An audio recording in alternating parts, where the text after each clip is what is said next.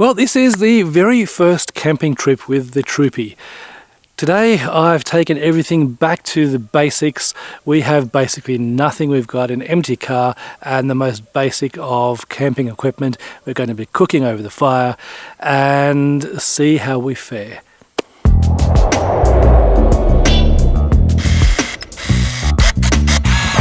Well, you can see that everything has just been thrown in the back of the Troopy. We've got no proper camping setup.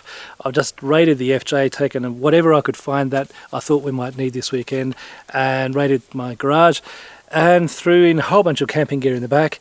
Let's just see how we go.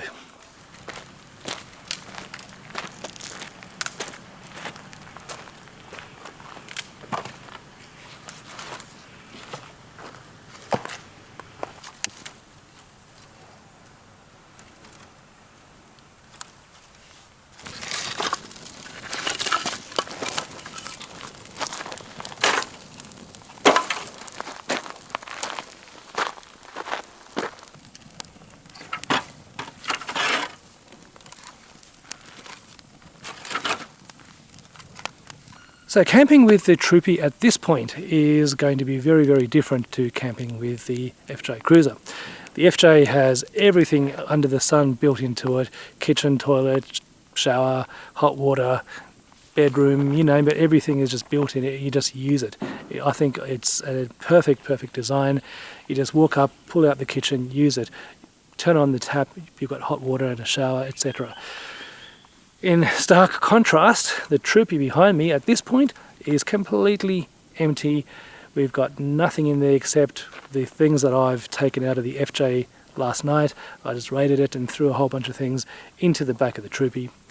As a consequence, we have a ground tent that we are actually not going to sleep in there. We're just going to store the things that are in the back of the Troopy in the ground tent. We're going to try sleeping in the Troopy. We've got a outdoor toilet set up there. We're going to be cooking on a campfire, and we've got on the other side of the Troopy that you don't see, we've got a small table set up with a jerry can of water. So we're going right back to basics, but there's nothing at all wrong with that.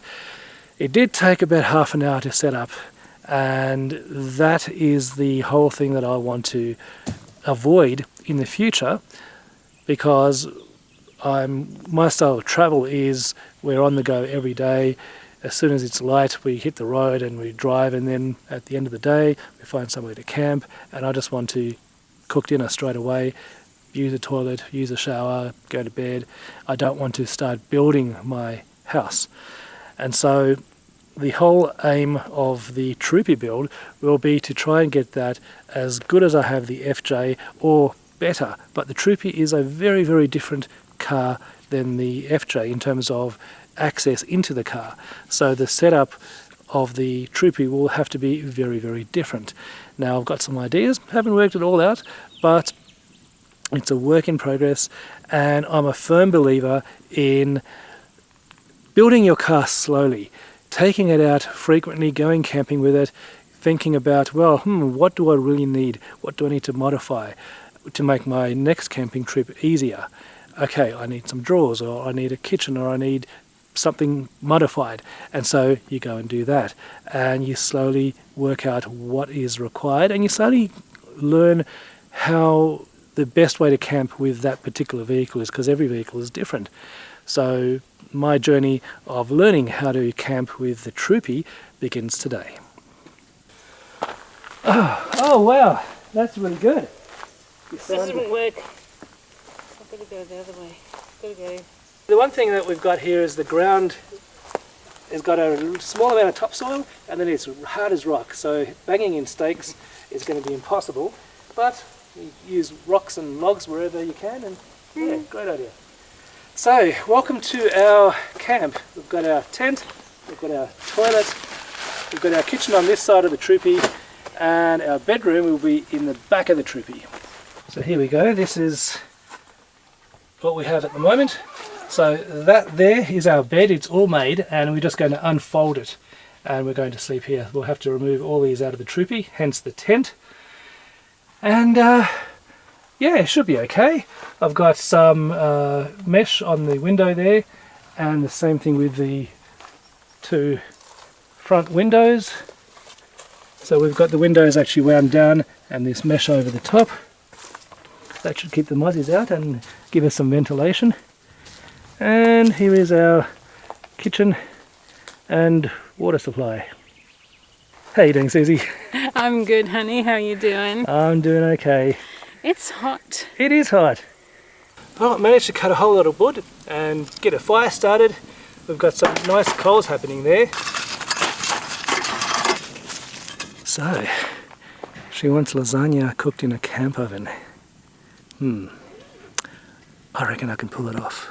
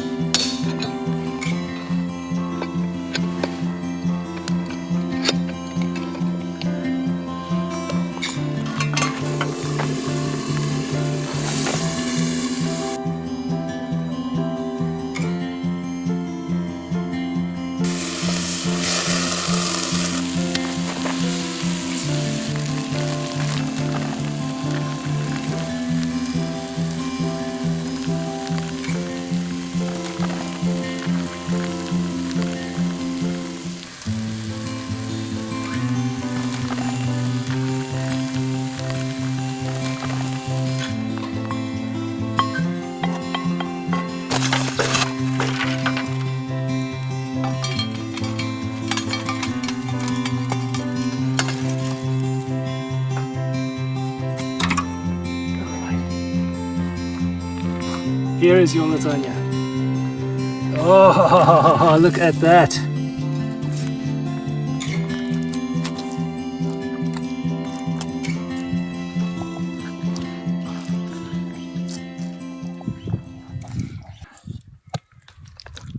Oh, look at that. Look at that. Beautiful. So let's see. Addie's lasagna. Oh my god. That is so good. All right, well, Susie reckons this is good, so let's see. Let's see.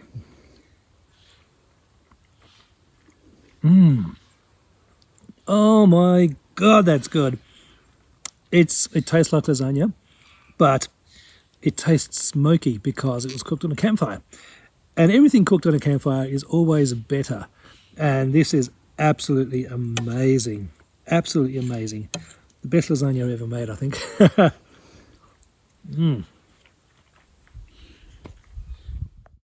Well, good morning, everyone. You'll notice that it is an absolutely beautiful sunny day outside. Not really. It's bucketing down rain.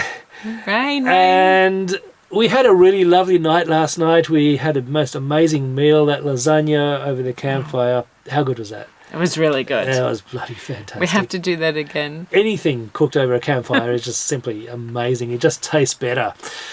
After that, we then went to sleep in the back of the Troopy, which was okay. I thought it was okay. What about you, Susie? Yeah, it wasn't too bad. It wasn't too bad. It was, to be honest, it wasn't as good as I was expecting it to be, but it wasn't as bad as it might have been. It was okay.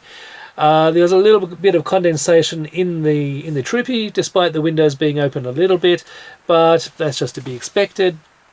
Yeah. One thing that did happen is we woke up in the middle of the night to rain. Yes. Now, we don't really have any wet weather gear. We just had a tarp that we put over the top of the Troopy, so we had a little bit of overhang on either side. And when we had a look at the weather report, it was basically forecast that it was going to be bucketing down the entire day. So we thought, well, because we don't have proper cover from the rain, rather than just sit there watching the rain the whole day, we may as well just pack up and make our way towards home. So that's what we did.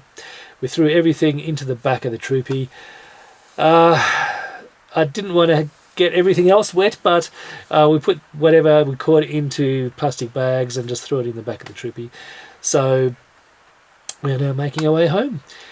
And this brings me to one of the main advantages of having a fully built vehicle like the FJ is. You've got proper cover from the elements with the awning, and if you need to go, you just close the lid, close the awning, jump in the car and drive off. It took us about half an hour to pack up this morning, sorry. About half an hour to unpack, and also about half an hour to pack up at the end.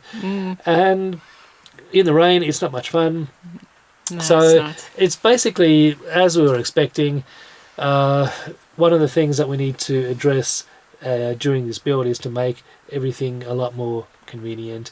I really want to make the Troopy build as good as or better than the FJ.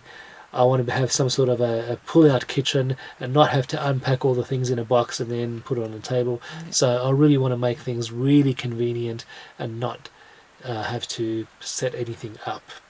Yes. The philosophy behind the FJ build was you just use it and then you close it and go. I don't want to build anything. So that's the main thing that I want to achieve with this build. So for the rest of today, I think we're just going to make our way slowly home. Oh, I still love the sound of that V8. So one thing that...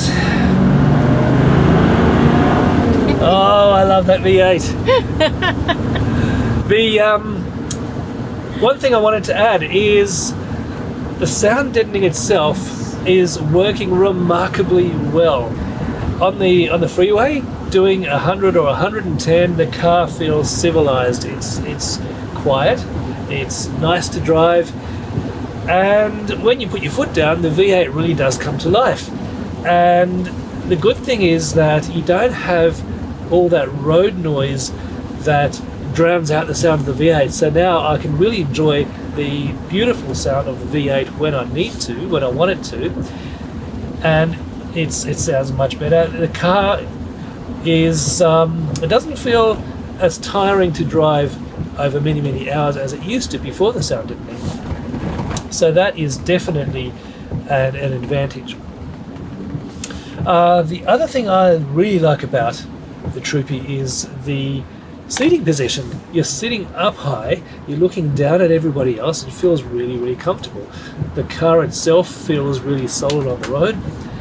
And I'm getting about, let's see, 11.5 litres per 100, which is way better than the FJ ever was, I think. So that is a couple of points about the Troopy itself. It feels like a really nice car to drive now.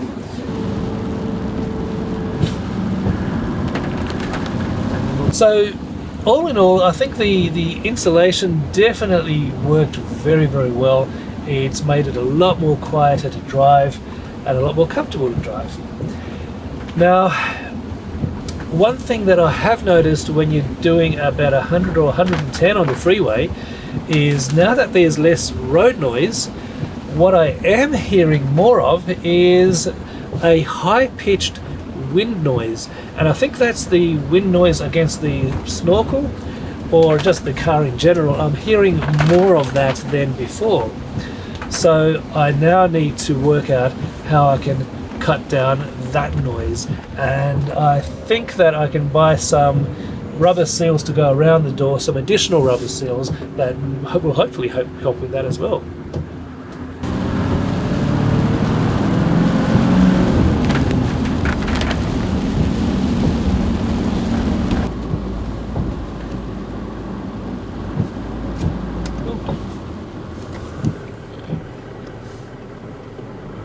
One of the things that we noticed before we did the sound deadening is at the end of these really long trips that we both felt like we've been on a boat the entire day. Kind of like a touch of seasickness. And we were thinking, well, either it's because there's no weight in the car, or it's the noise of just the road noise and everything else, because there's no sound deadening. And now that we've done the sound deadening, we've only got about 100 kilos in the back, so it's not a lot of weight, all things considered. But so far, no nausea, no seasickness. So I think the noise deadening has put an end to HMAS Troopy. I think we're back to just Angry Bear Troopy. Number V8. We have to name the Troopy. So it's going to be a poll of anyone can think of some awesome names to name the Troopy. Have to come up with something. Yeah, I think a car needs to earn a name. Something simply just deciding to call it whatever is it has to a name has to present itself, really. Oh, here we go. Where are we? Let's go up here.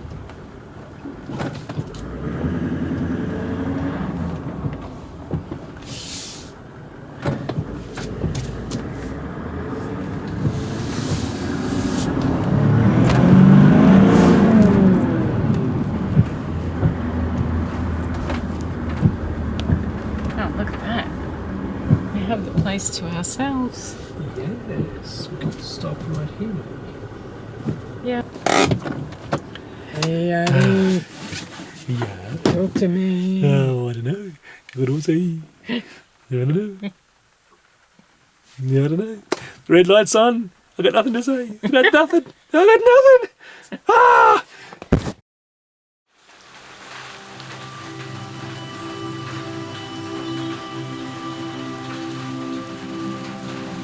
Stop to have a... Okay, lights on. All right. We're stopping. Oh! Got it. This is my back. Bleepers! Okay.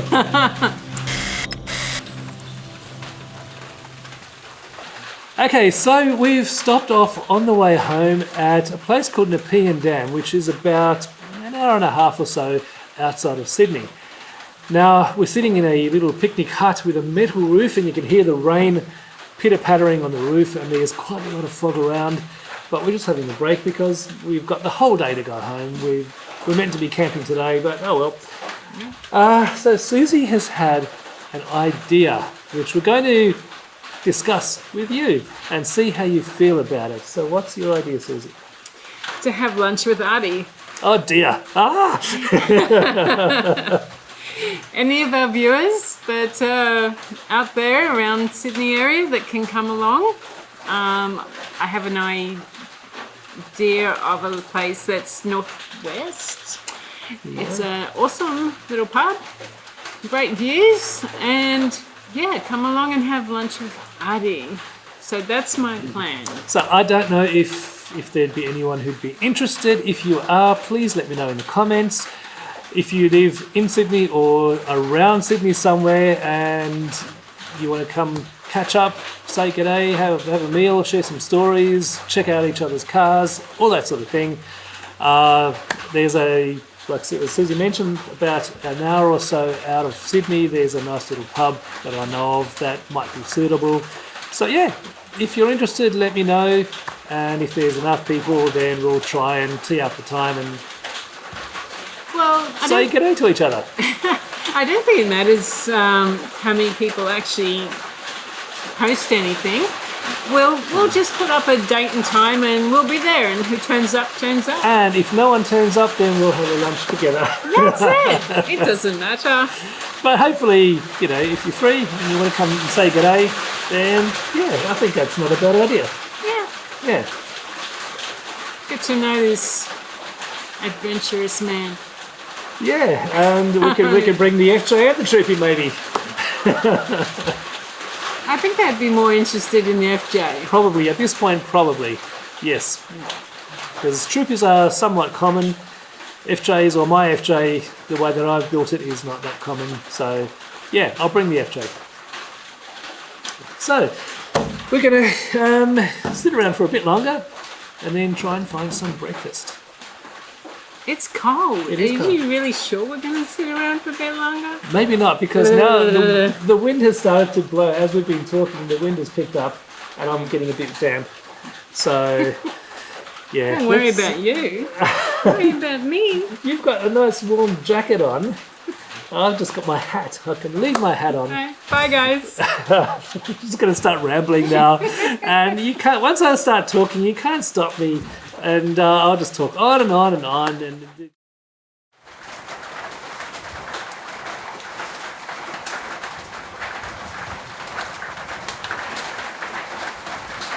oh, it's absolutely bucketing down rain. We've stopped off at a place called Fitzroy Falls, which is right near the coast. We are near a place called Kangaroo Valley, which we've been to before, and it's a really nice place. But there's so much fog, you can't see anything at all. So that is the end of our first camping trip with the Troopy. Ends with rain. These things happen. But once the Troopy build is finished, we'll be able to sit inside the Troopy and look out at the rain and be nice and cozy and warm. So, as always, thank you so much for watching, and I shall see you in the next video. Cheerio, guys. Bye.